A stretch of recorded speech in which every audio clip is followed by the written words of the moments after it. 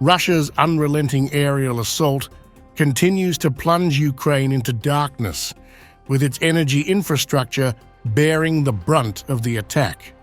On Friday morning, Russia launched a devastating strike, unleashing a barrage of cruise missiles targeting Ukraine's power grid, particularly hitting the western border regions. The intensity of the assault was compounded by the use of nearly 200 combat drones, crippling Ukraine's already vulnerable energy network. This was one of the largest Russian attacks against our energy sector today. 94 missiles of various types, both cruise and ballistic. 81 were shot down.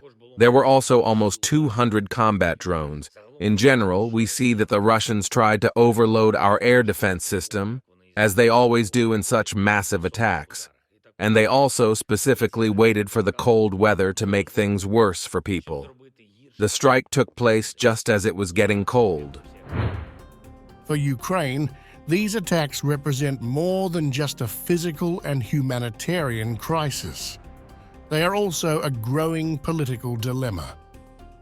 While there is hope that Donald Trump will continue U.S. military aid, his pro-Russian rhetoric raises fears that Kyiv could be forced into a disadvantageous agreement, adding an additional layer of uncertainty to the situation. In the meantime, Ukraine's energy grid continues to deteriorate.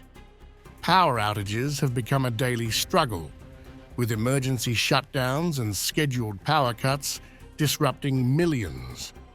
With temperatures plunging well below zero, Ukraine's energy workers are fighting to mitigate the damage, though more than half of the country's energy generation capacity has been obliterated over nearly 3 years of conflict. This dire situation has prompted Ukraine to request emergency electricity imports from neighboring countries. As reported by Eurasia Daily, Poland, Romania, Slovakia, Hungary, and Moldova have stepped in, offering over 13,400 megawatt-hours of electricity, with the western regions bearing the brunt of the impact. The International Atomic Energy Agency has confirmed that the Russian missile attack also severely disrupted the operation of Ukraine's nuclear power plants, reducing the output of 5 out of 9 units, further exacerbating the energy crisis. The damage to key substations has left Ukraine's nuclear energy surplus stranded, unable to be distributed, even as large swaths of the country remain in darkness. With the political and military landscape shifting daily, Ukraine's fight for survival is being waged not only on the front lines, but also in the race to keep its energy grid functional through increasingly dire conditions.